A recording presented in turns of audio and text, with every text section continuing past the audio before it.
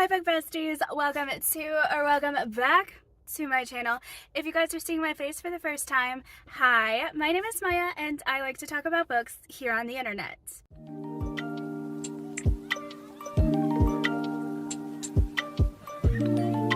Welcome to my car. This is not a normal starting place, but this is also not going to be a normal reading vlog. Well, are any of them normal? They're still. In Realmathon, we have 3 more days, a full 72 hours to go, actually less than that. I also can't say that I have a full 72 hours to dedicate because I have my 11-hour work shift wherein I can read on my downtime, and that's probably the most I'm going to be reading because tomorrow is Sunday. Good old Sunday. I have to wake up early in the morning for choir, and then we're going to be singing in choir, and then I have service, and then I have small group, and then immediately after small group I told 2 friends of mine that we can go out to eat and catch up on a book that one of the 2 of them and I have been reading. It was Slender Man by Kathleen Hale, and I had a lot of thoughts on that. I almost want to like go back and do a deep dive and really like talk about it because that was a lot. We have that, and then we have Fifth Sunday Fellowship, and for our Fifth Sunday Fellowship we're gonna go play games at someone's house at 3 p.m. and also make some pizzas and stuff. And you're probably thinking, isn't that like mid like lunch and dinner? What are we doing? And I'm like, yeah, I know, I'm gonna go out to eat for lunch with friends, and then we're all gonna go to that game night, which is also gonna have pizza and things, but like I eat later. So when people say dinner and then they say we're starting at 3 p.m., I'm like, that's a lot of time in between. My social battery is a thing that has to be dealt with, and that's just a lot of socializing. Yeah, there's that. Monday, I'll probably get a lot of reading in, actually, now that I think about it. I do have a lot of adulty things to do. I do have my mentoring session. At first we weren't going to have it, and then my mentor got a hold of me like on Wednesday or something. I was like, hey, I think we should still do the session. And I'm like, okay, whatever the Lord leads for you, that is great, because I'm ready to go every single week because that is what I have scheduled you for. So whenever during that time, I'm good to go. So I was actually shocked when she said, oh, let's skip a week, because I didn't know if there was anything that needed to be talked about further or whatever. And then she got a hold of me and I was like, okay, cool. And I'm glad too, because there were some things that I think I had extra that I wanted to talk about, but that I didn't think was so life-altering to address in the moment versus some other things. So I'm actually really glad we'll be able to talk about that. It's not a lot either. It's probably going to be one of our shorter sessions because most of the time we go for like an hour and a half. But, I'm not even going to say that we're not going to do that this time though, even though I don't have much to talk about, because there could be things that need to be talked about by that time that I don't even know. But with that being said, I'm probably not going to read too much, but I am going to try to make a good effort for my team. So I do have like a little mini TBR situation. The first, Fourth Wing by Rebecca Yarros. We're going to finish this bad boy. We are. And we're going to get massive defensive points for our team. Then something that I think is doable and literally just for the points, The Tea Dragon Society by Katie O'Neill. This is a manga. It is so short. I will definitely be able to read this in one sitting, obviously. So I'm thinking I'm probably going to save this till Monday, but I did want to just have it to show you guys as like my little mini TBR. These 2 will be my goal, and this is going to be my goal for the day. We're just going to get the page count down as much as possible.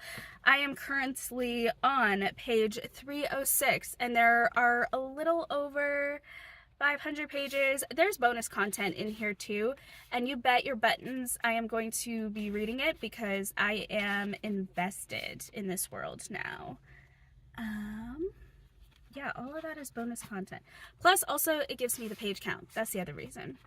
So, it ends on page 493, but we have, like, 500 plus pages. It's 530. Nope. It keeps going. It keeps going. It's never ending. 541. We have 541 pages, and a lot of this is just like filler for the bonus content and the acknowledgments, etc., etc. But again, I am reading it to get bonus points for my team. This is what I'm going to be focusing on. I also have a video that I'm going to be editing for my lifestyle channel, but I already did last week's vlog for Realmathon, so I already did that, got that posted and uploaded and everything. Well, it's scheduled for upload, and then I have my lifestyle video that I'm doing, but I already did quite a fair chunk of editing already. Now it's just about getting the rest of it up, and it'll be quick and easy, and then we'll get it up and scheduled, and then this is going to be all that is going to be thought about, done during downtime, hopefully. All the things crossed. Fingers, eyes, all the things. Toes, if they can do that, I don't know. I don't have talented toes like that. So we're just going to bring this book in for now. All my stuff is over there. I'm going to grab my bag, head into work, and I'll talk to you guys on break, hopefully, with some updates.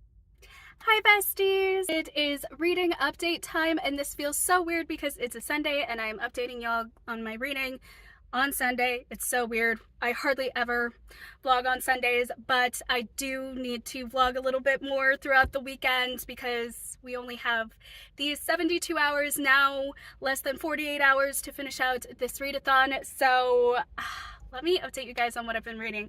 So literally only have been reading from Fourth Wing by Rebecca Yarros. I am at the sisters reunion. Mira is back. Violet and Mira are a vibe. Rhiannon, we love her. Zayden, we are continuing to love him. Dane can keep on pushing and keep on moving. The mom, I am actually despising her. We actually got an interaction with her, and I want to slap her upside the face. Oh, my friends just texted me. They're here at our meetup location for the restaurant, so I will just update really quickly by saying we are now currently at page 334, and it is getting really good. The entire section or squad or whatever are finally like in the battlefield and everything, and they have proven their worth to do so.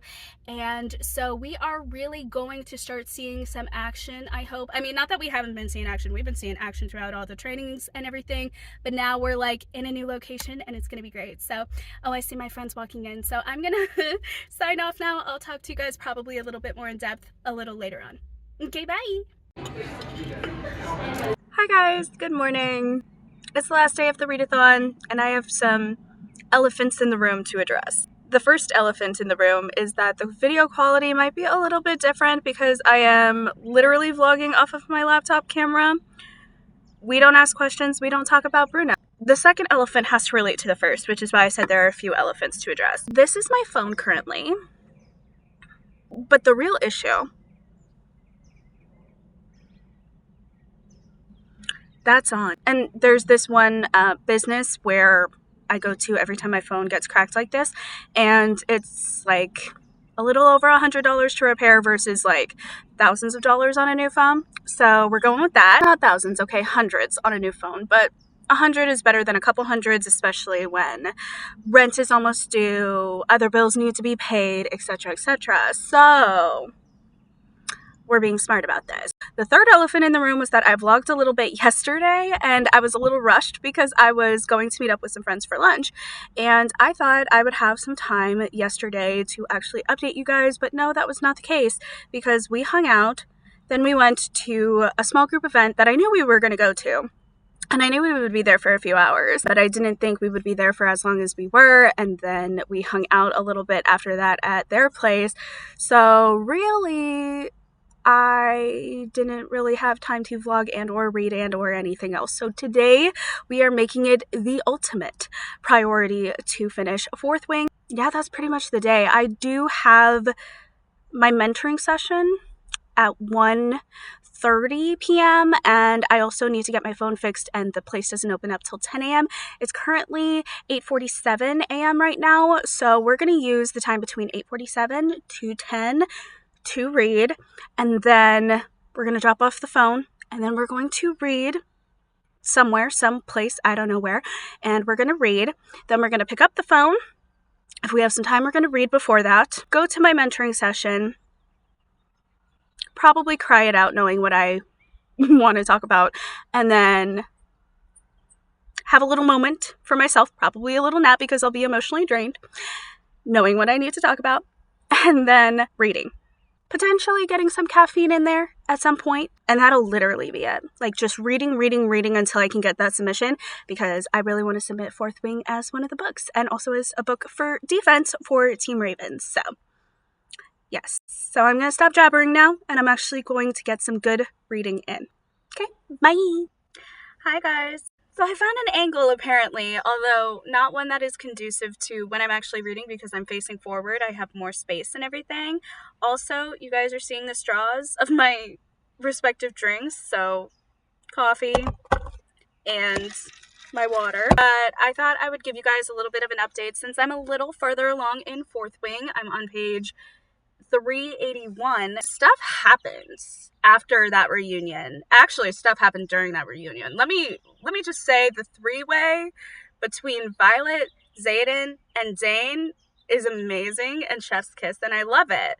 And I love their interactions. I mean, Dane can always all the way go, but I appreciate the extra element that he brings to the dynamic of Violet and Xaden. They finished the mock thing, and then Mira was just like, okay, Violet, Xaden, Dane, we're talking.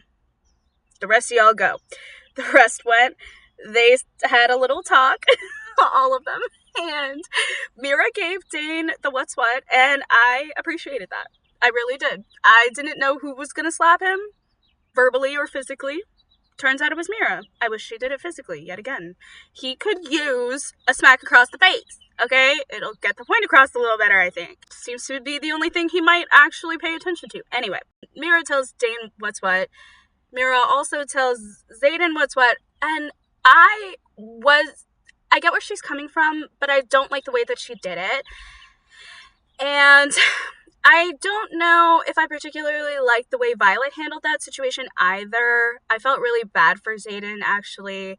And I will always take his side, to be honest. So that wasn't a shock. But just seeing the way that people treat him simply because of a relic for something to atone for an action that he didn't even do was just so heartbreaking to see how he's being treated because of what his father did. Like, he never got a chance. And sure, if he grew up in that environment, if he was taught by his father, would he probably have gotten similar morals and values and ethics? Yeah, maybe, but you didn't give the guy a chance. And now he's being forced to take on punishment, adult punishment, for things that his adult father did when he was a child who didn't know anything. And that treatment continues to persist in the lives of the kids because the kids are only getting what the parents are saying, and the parents are, this biased and this judgmental and this aggressive with them, and they think that that's all there is. And because of what the father did to them personally, they're taking it out on the child. And I think it's like a really good side think piece. Like, I know this isn't necessarily the point of the story. Actually, you know what? It might be, not gonna lie. But I feel like there is a lot to be said for the way that the kids of this rebellion are treated in every single way. And the hardest part is you understand the ideology behind it, but then you recognize that these are kids. Their parents are gone. They have no other thing to rely on for safety and comfort and love because the people that did away with their parents are now treating them as if they are their parents. So already you're kind of setting yourself up for failure by literally treating them the way that you treated their parents, and in front of them taking the lives of their parents. No kidding, they're gonna have like some sort of feeling against you. I know I would. You killed my parents in front of me. I'm not going to be turning out well. I'm going to have quite a reaction to you, ma'am, or sir, or whoever did it. We all know it was Violet's mom. So, but even yet and still, he's interacting with all of her surviving members of the family, of the which he did not have any personal, he has something against them, of which he did not have any personal dealings with other than getting punished by them. And he's treating them with respect in a lot of ways. Like, yes, he's mad at them, but he understands his position. He understands that it's bigger than a personal vendetta, his respect for them. And he's doing all of this for the sake of the rebellion kids. And you come to find out, and it's just so sad. It's so heartbreaking. And I really like that we go there with the storyline, and that we truly get to see just the evil and awful that was done to these kids because of what their parents did. And I have so much to say on kids having to take the ramifications and punishments of parents simply because their names are associated with their parents and they have their parents' last name. I have so many thoughts surrounding that. I'm probably going to do its own separate thing because, like, this isn't the first story that I felt this from. Like, I felt that with, you know, even Draco Malfoy, I would say, although he had his own villain arc for sure, and he kind of deserved certain things, but he didn't deserve everything that he got by way of his name. And then following that, you know, the kids, you know, they don't deserve either idolization or villainization just based off of their parents. And, you know, same for oh my goodness, there was this one other book, Descendants. I would say that for that too. You know, there's are a lot of books that are having to deal with, you know, the kids of villains or the villains of the story being treated awfully because of what their parents did and are given no grace to be their own person. And I love that we kind of are starting to see a different perspective on that through Violet, and that competing kind of perspective with the siblings who are so set, or the sibling, Mira, who is so much just not willing to see the person as the person and is just willing to hate an entire line because of what happened to her brother. Now, granted, you know, there are reasons to dislike a person, but to do what they're doing to him and to make the assumptions, to make all of this prejudgment on him just because he has a last name, that is not okay. But you can also tell why they feel the way that they feel, why it's so harsh. And so you kind of understand both sides, but at the end of the day, you get the reality of it. You get the brutal picture, and you can make that decision. And I like that the author does that here. So I'm really loving it. I am going to take a break from reading this and drop off my phone now because it is about that time. Yeah, I have about 9 minutes. I'm really loving it. Also, we're getting to some spicy scenes. We love that. I love that this was such a slow burn. Like the actual, and it wasn't even slow though.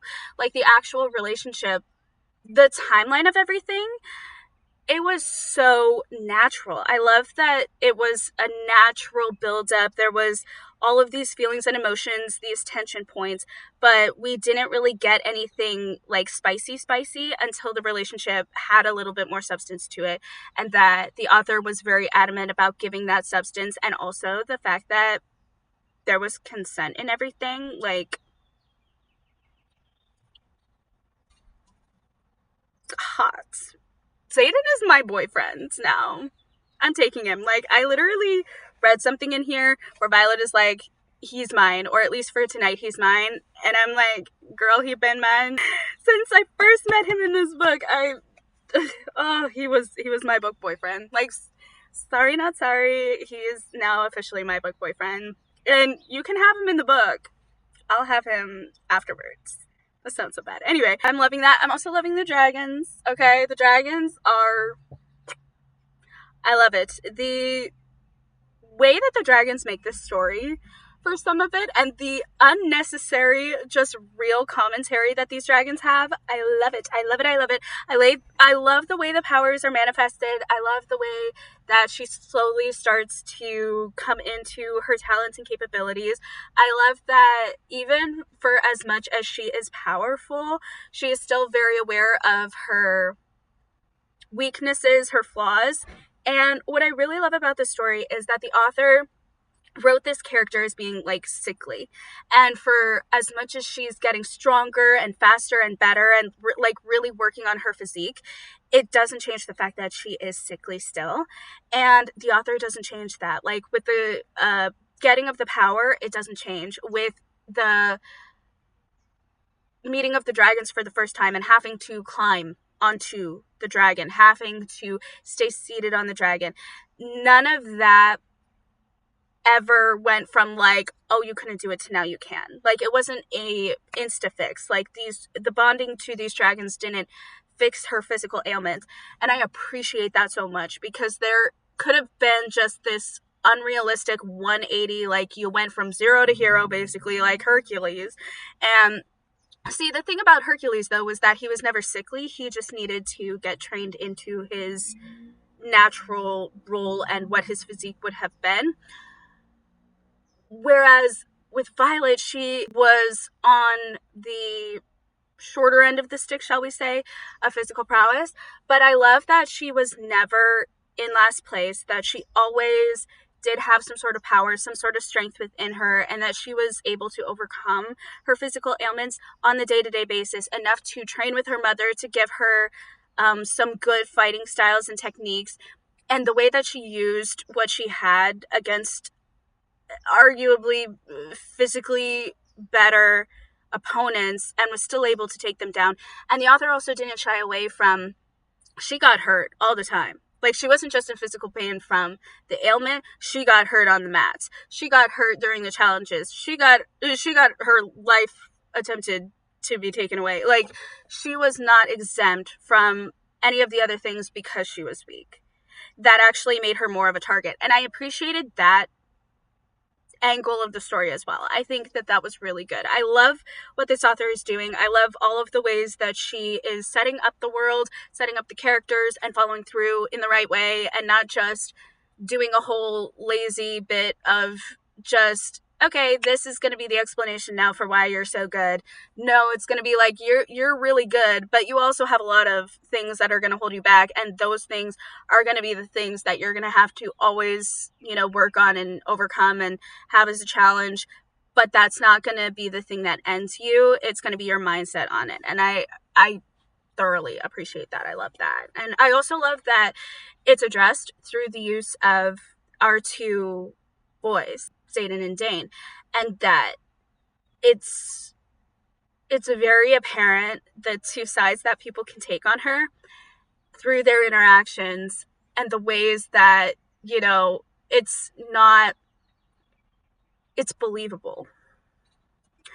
And I kind of love that. So yeah, I'm really loving it. But I'm going to take a break on this book, drop off my phone, see what I can get done about it, and then we're going to have another awesome reading session. So see you guys in a bit with another update, and hopefully it's going to be a better quality one on my phone. Okay, bye! You guys, we are back with better quality footage. Sorry, laptop that I use for work. But this is better, is it not? I'm so glad we got it fixed. And it also took less time than I thought. So now I can get right back home and right back to reading, because we are in the middle of some good stuff. I love Violet. She's such a badass. I just really like these characters in general. But I like that our FMC and our MMC are just so good. Like, I mean, they're bad, but they're good. And that's why they're good. Also, someone just pulled up right next to me right as I'm vlogging, and that's not awkward at all. So I am going to very quickly put this phone down and update you guys when I get back home and after I've done some actual substantial reading. Okay, bye. Fourth Wing is the best book to ever happen to me. To that subscriber who was like, you need to read this ASAP, thank you so much. You guys, I cannot. I am getting so... A few things need to happen from where I'm at in this book, and we're getting into spoilery territory, so I'm going to be very, very vague. But those of you who have already read it, which is literally everyone, because I am always the last to know about a book, well, not to know, but to actually get to it. So to all of you who already know what I'm talking about, I am at the part where I sincerely need to know Garrick's personality, because he has been mentioned so many times.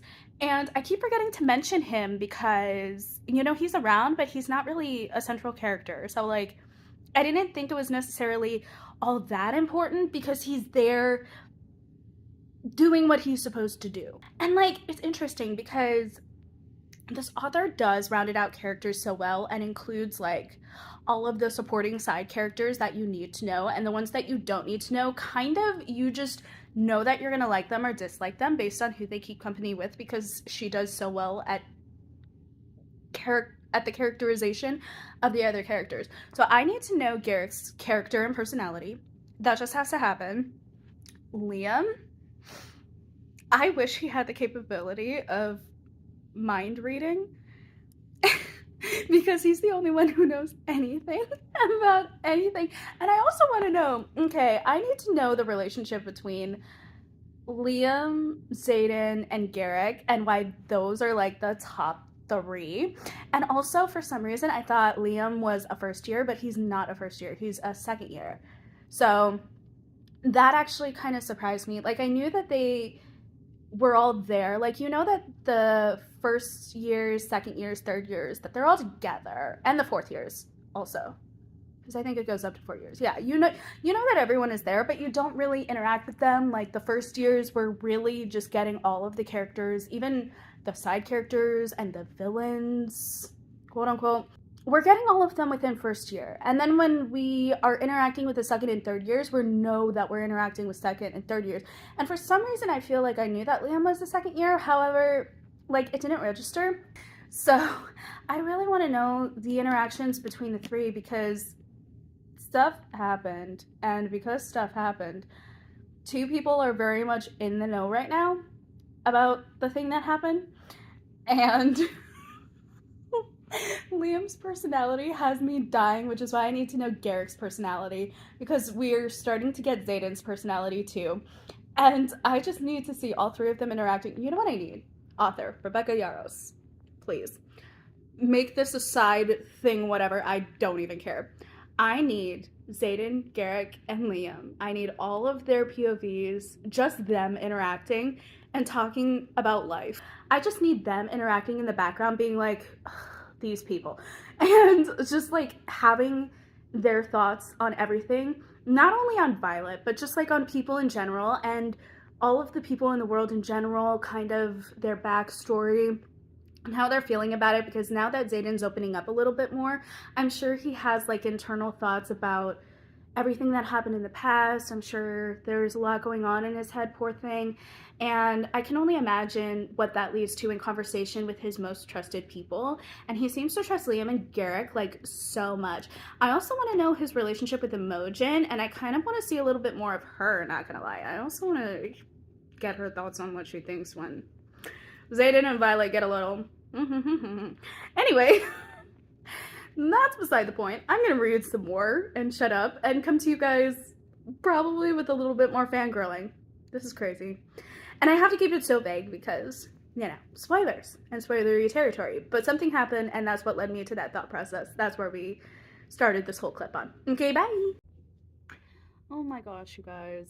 Am I probably gonna give you a 10-page play-by-play? Abso-freaking-lutely.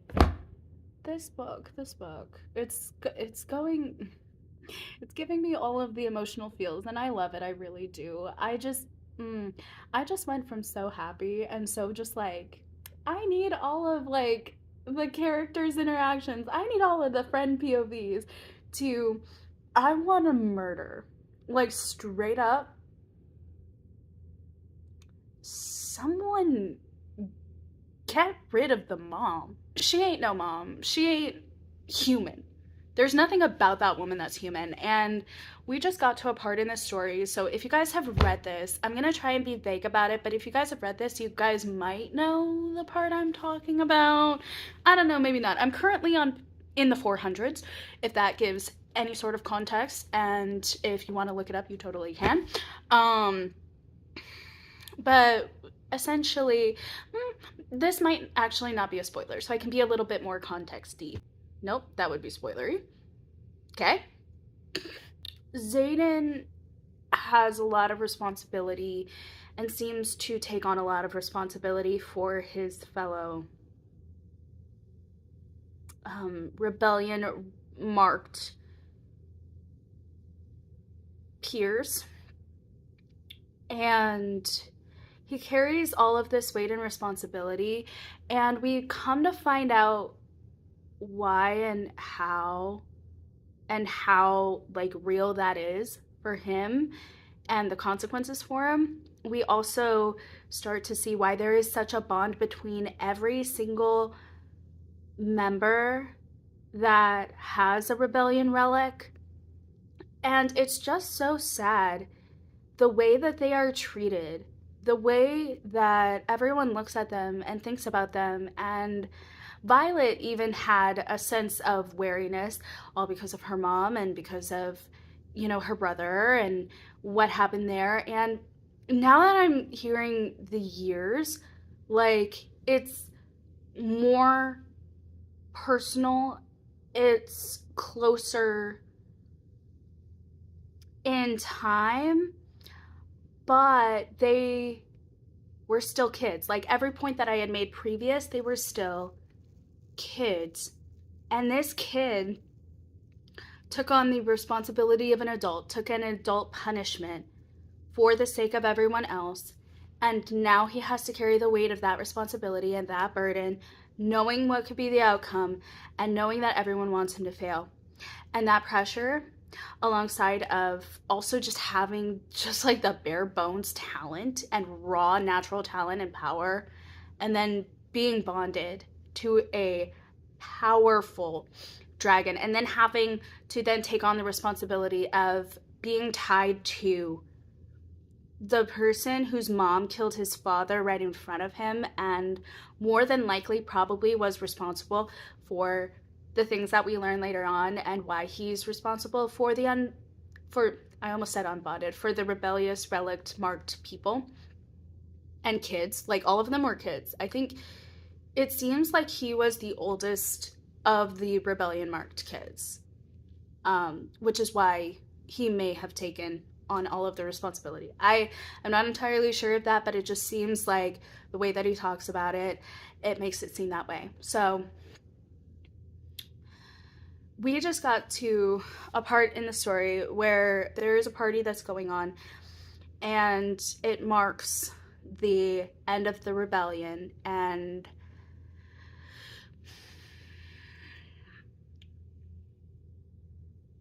there's just a lot. There's a lot that goes down. There's an interaction that goes down between a rebellion marked kid, Liam, and Sorengale, Commander Sorengale, and the king. I think, yeah, the king. And the way that just they treat him, I despise. And it kind of just like further proves the point of what I was talking about, of how it's truly is, in a way, so unfair to treat these kids the same way that you would treat their parents because they just so happen to have the same last name and be a part of their bloodline. Like, they had no choice in that matter. Then you also come to the understanding of why they did that and why it was so harsh, and why, they did this with everyone. Like, there's no unequal treatment in how they deal with traitors or people who they think are weak or whatever. So you kind of understand that mentality. You still know it's wrong. You kind of understand the mentality. And then there's the added, like, some of them did do some interesting things to get them to think that they would be a part of the rebellion, but they were just acting out. They were just being kids because you killed their parents in front of them for most of them. No, all of them. Like, all of them had their parents killed in front of them and were taken under the wings of loyal people to the kingdom. And I use air quotes because there has been some stuff that's been going on that just makes me think there are people that are not loyal. There's also something that was hinted at that I think might lead into the next book. I'm not entirely sure, but it kind of talked about that there could be more than just the dragons and the griffins, and kind of the negative of evil intent with bonding to dragons and how that could affect people. So I think that's going to be brought up a little bit later, and I think there's stuff that we just don't know, which is why there are so many attacks and so many brutal attacks and planned attacks that should have been caught beforehand or shouldn't have happened, but because they exist, the possibility of this attack does exist. But because they want to maintain the element of like looking like they're in control, they're not going to share that information. They're not even sharing that information with the newer recruits to the school, who are probably going to be put on the front lines a lot earlier than to be expected. So everything's just messed up.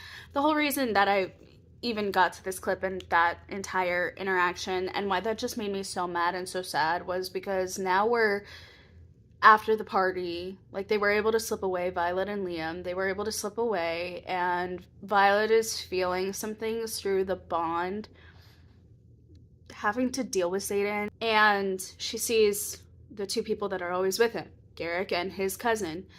I don't know how to pronounce his name, but it's like, it starts with a B. I'm not even going to try to pronounce the name. I refuse. But his cousin, and they're like, we're his best friends, and we're standing over here. You don't want to go near him. And he's just like, to Violet, as they see her, and she's just like, well, I'm going to, because I'm his. And then she has a moment where she's trying to think, I'm his what? Like, what are we? And then she's just like, screw it. And it's just like, I'm just his. Walks right out. And I'm just like, yes, girl. Yes. Good. But it's so sad because it's like, you can only imagine, like, I haven't read past that, but you can only imagine what this poor boy goes through on a yearly basis, having a celebration of your father getting killed right in front of you, and then remembering everything that happened after that. He took a deal for these kids, and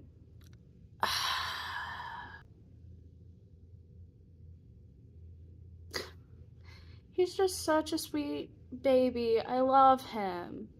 I truly do. Like, I just want to give him a hug. I know he would never take it. He would kill me before he took the hug, but you know what I mean? You want to give him a hug here.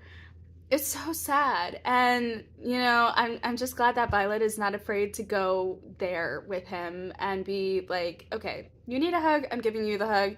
You're not going to kill me for giving you the hug, so let me do this because you're the only one that will allow me near enough to do so. So I think that's so sweet. I hope that that's what happens. I don't know if that's what's going to happen, but I have a feeling. I do have a feeling.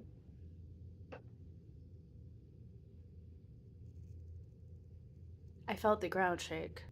Gonna read a little bit more of Fourth Wing, then we're gonna break for lunch, I think. No, wait, what time is it? What time is it? What time is it? Oh, never mind. I'm gonna read a little bit more. No, what I'm gonna do is I'm gonna get ready for my mentoring session and start heading over there. And because it's right next to a beautiful little spot where there's a patio with a table, some chairs, some little benches, I will take this book and I will read a little bit more prior to going into my mentoring session, and then go into my mentoring session. I will eat lunch afterwards because I know I'm going to be an emotional mess afterwards, so I'll get me some Chick-fil-A and then come back, probably rest, because I know this session is going to take it out of me with what I'm going to be talking about because there was something that happened that I do need to talk about.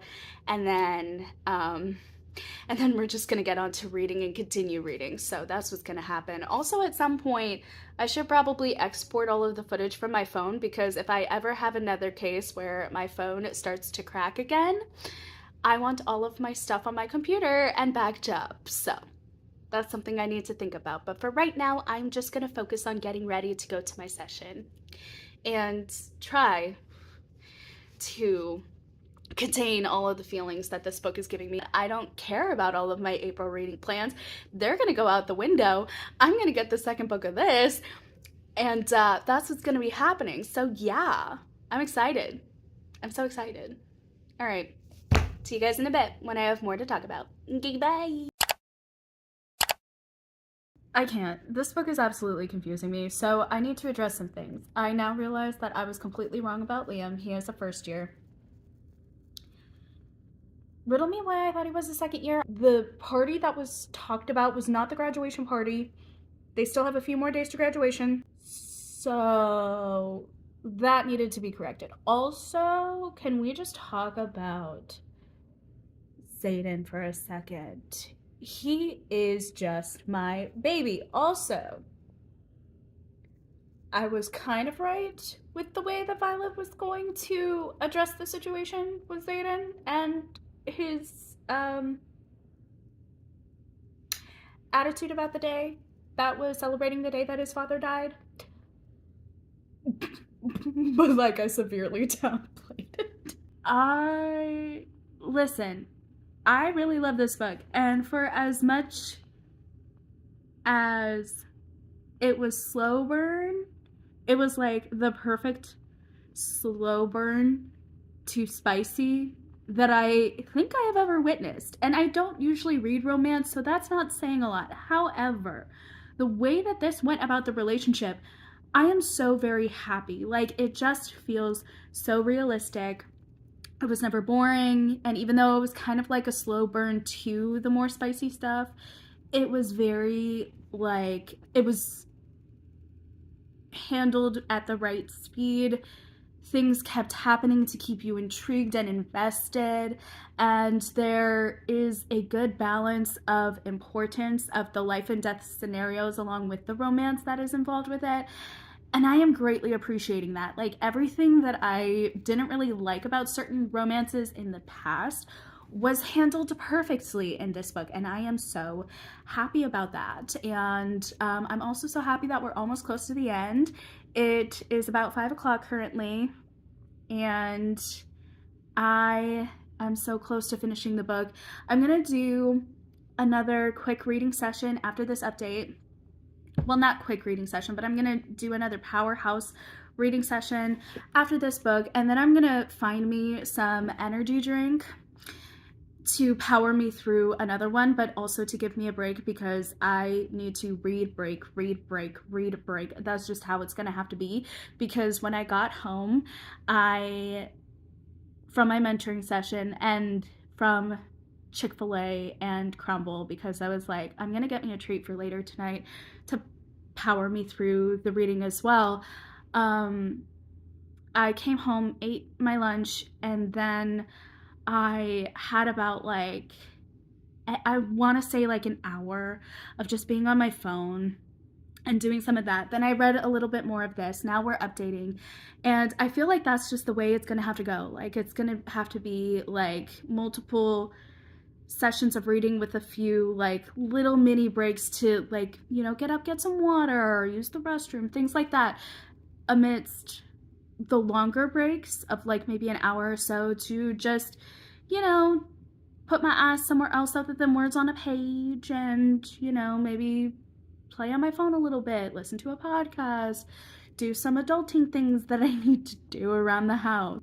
I mean, not anything that I need to do like right away and prioritize, and not like I'm putting just reading my book all day over everything that actually needs to be done, but like I knew this was going to happen, so I have things that I can do, but it doesn't need to be done. But it is a good way to kind of have a break because I like sitting with the world. I think I've said this before, but I like staying with the world. I like being able to digest it, have the reactions, have all of the feels, and I am able to do that and still maintain that this is the priority of the day. So yeah, we're gonna do that, and I will catch you guys up when I have more thoughts. And it just seems like I have thoughts every tens of pages with this book. Actually, to be fair, I have thoughts every single other sentence, it seems like, in this book, but I am sparing you guys all of that commentary. You're welcome. A little over an hour has passed now, and I am so close to finishing Fourth Wing. It's actually impressive. So we are really getting to the good stuff, and I cannot wait to see how this ends, and I can't wait to see the cliffhanger, because obviously there are 2 more books in the series, so there's a cliffhanger, and I'm very excited for that. I kind of want to cry just a tiny bit. I'll cry off cam.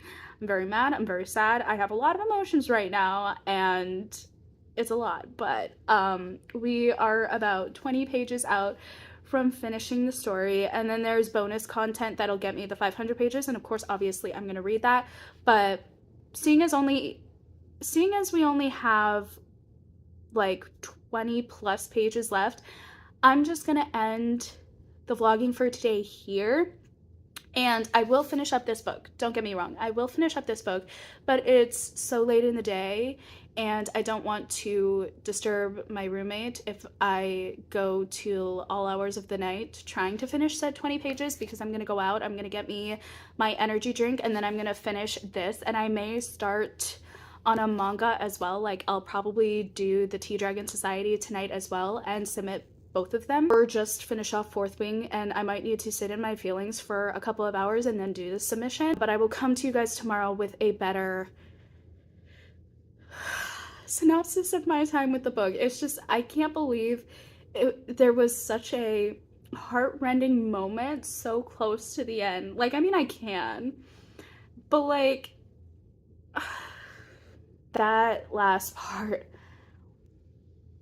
I kind of want to cry. Like, the fact that everything that I talked about for mentoring today did make me cry, with just life stuff in general, and then to almost cry twice with the way that the rebellion kids were treated, and specifically Zayden, and everything that we learned about him, and then what happened with one of my just feel-good characters. You know how you have that just one character that, like, it's not your boyfriend, but it's like your best friend, but also you didn't know they were your best friend till something happened to them, and then you realize what you lost. I am getting so emotional over a fictional character. My goodness, I'm so sorry, but like, it was Liam. Okay, if any of you have read this, I've got to that part of the book with what happened to Liam, and for context, it's like page 470 something.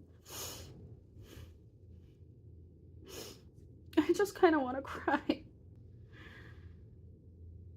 Yeah, I'm gonna go sit with my feelings now. This book is gonna be the death of me, I swear. Well, the entire series, let's be honest, because there's this book and then there's the rest of the series.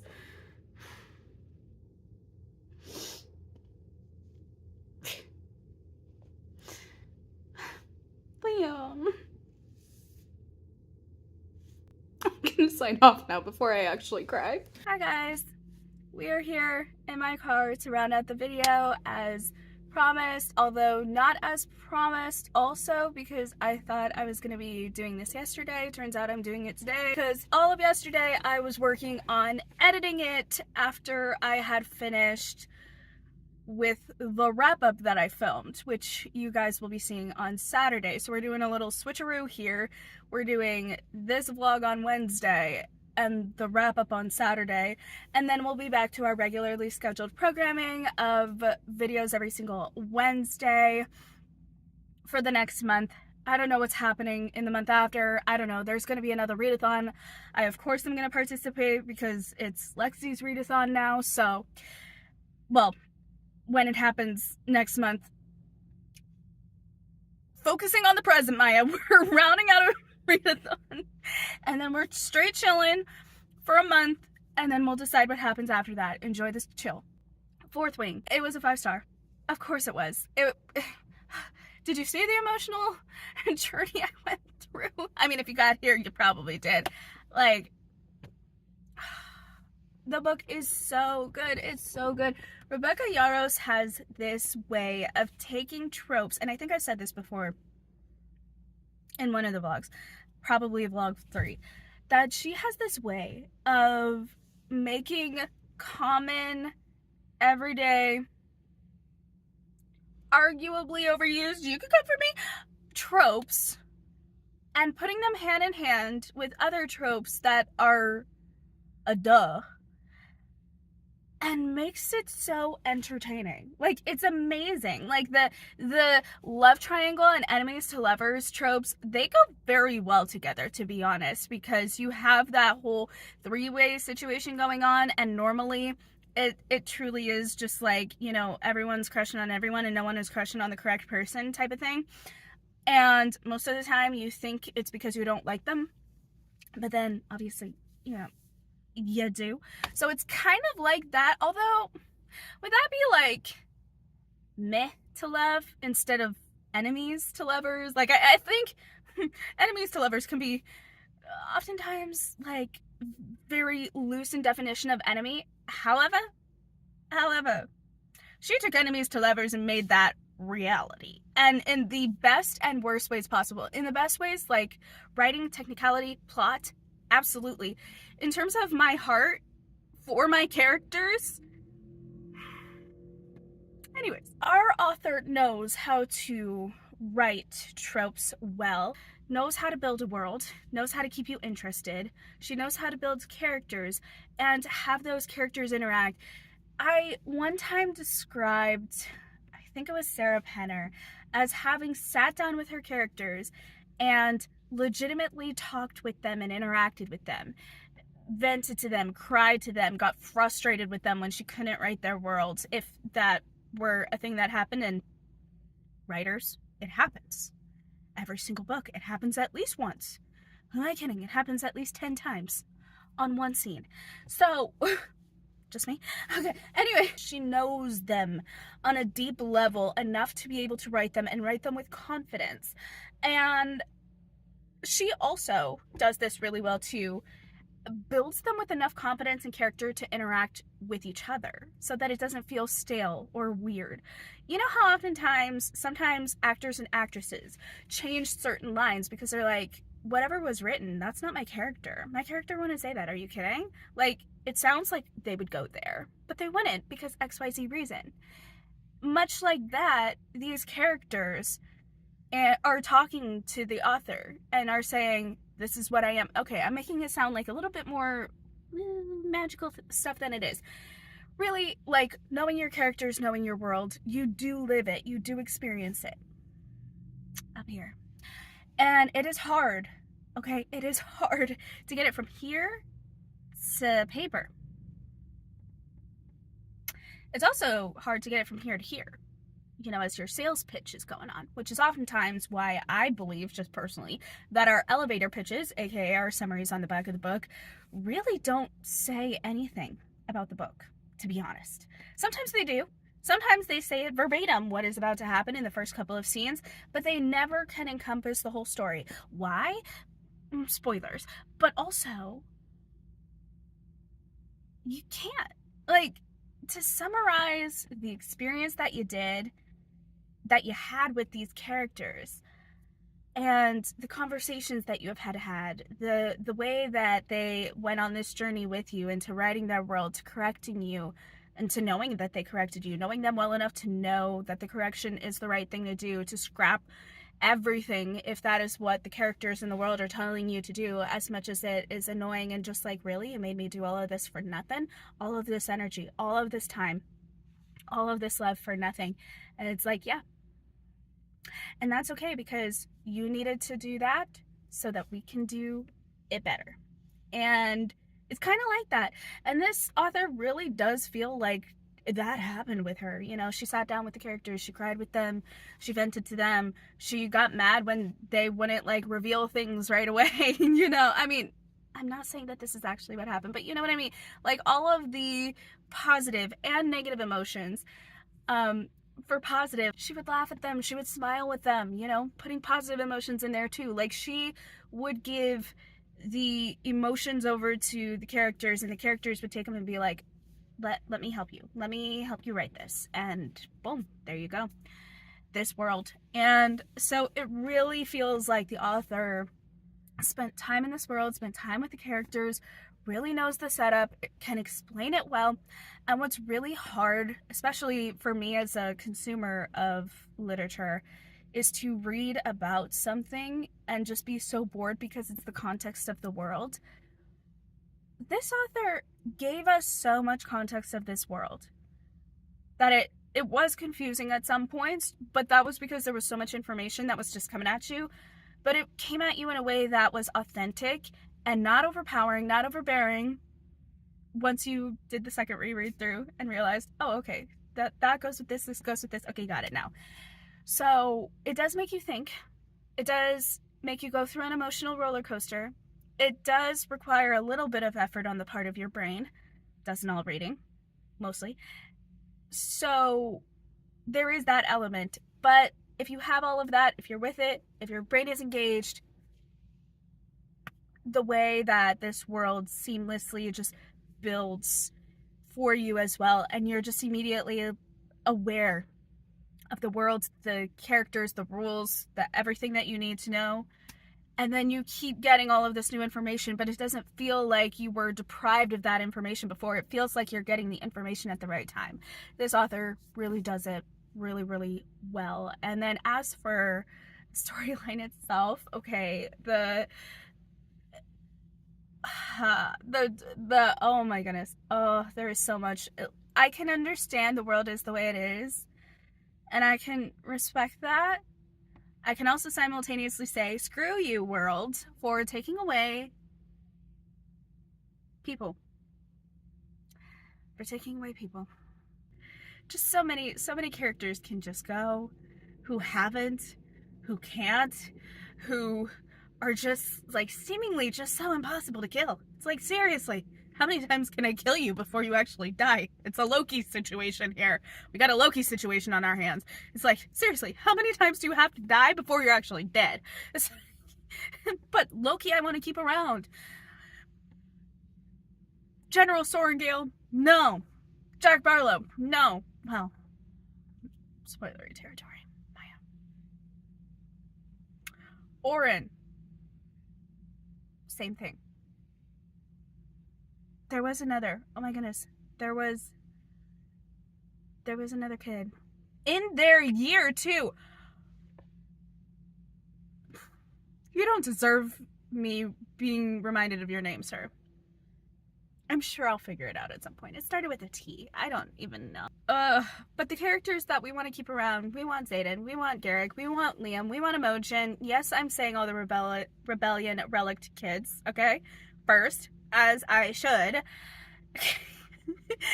we like Mira, we respect her. Violet, we keep. Rhiannon, yes, absolutely. Rhydock, yes. Sawyer, yes.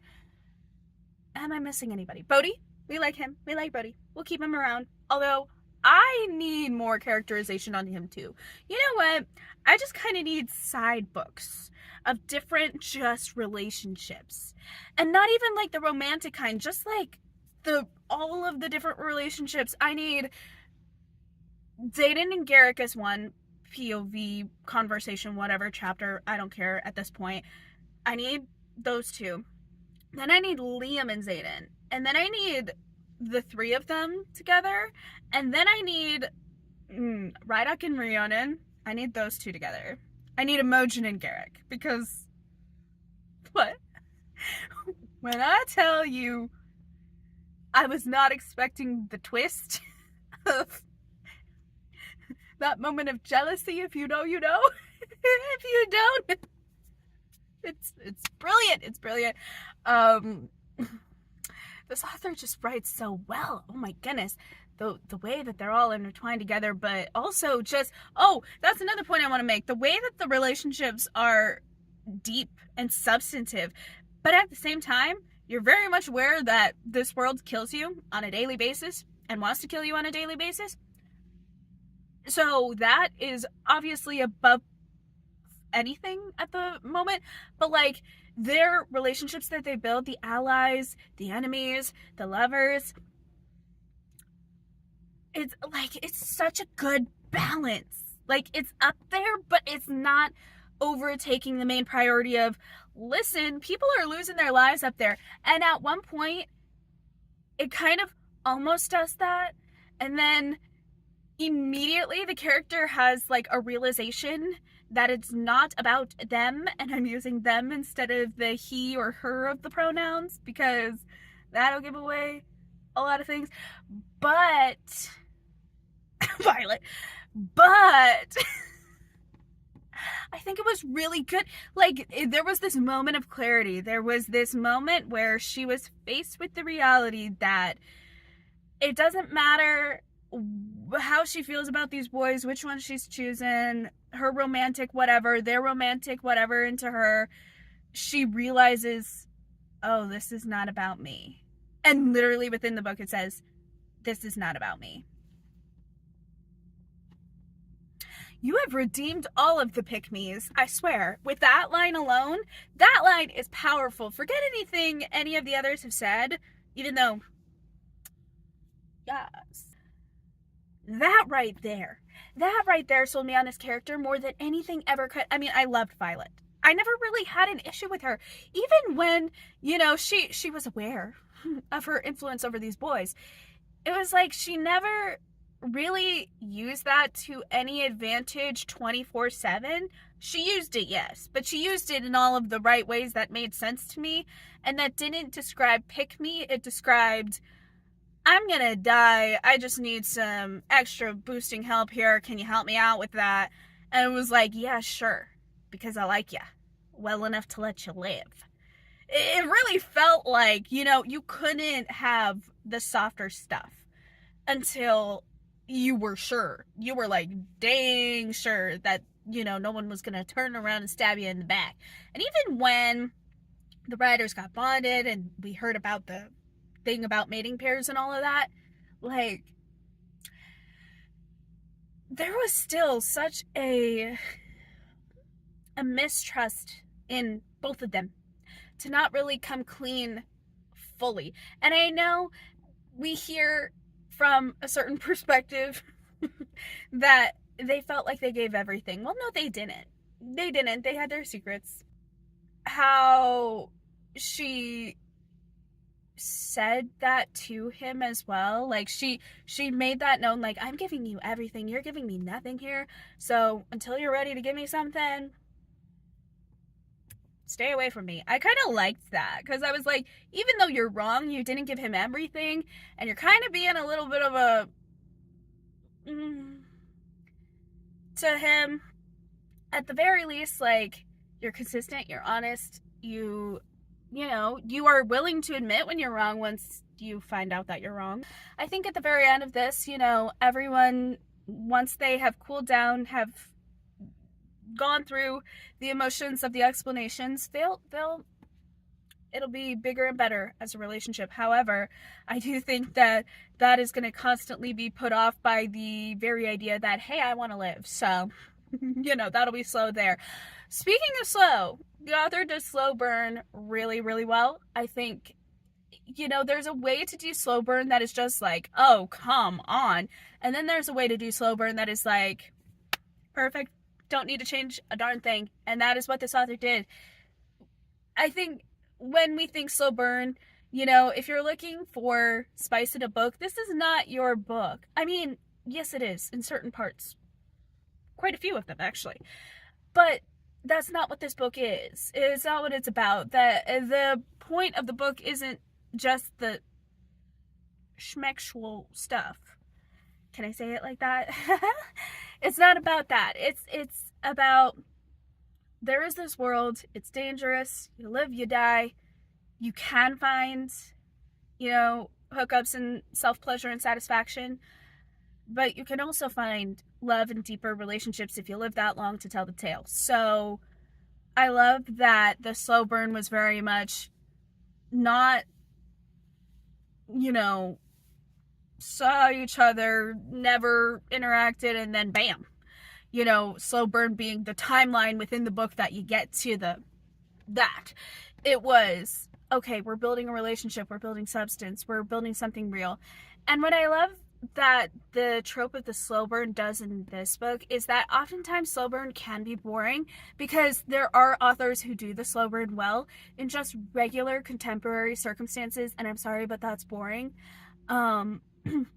Because at some level I'm just like,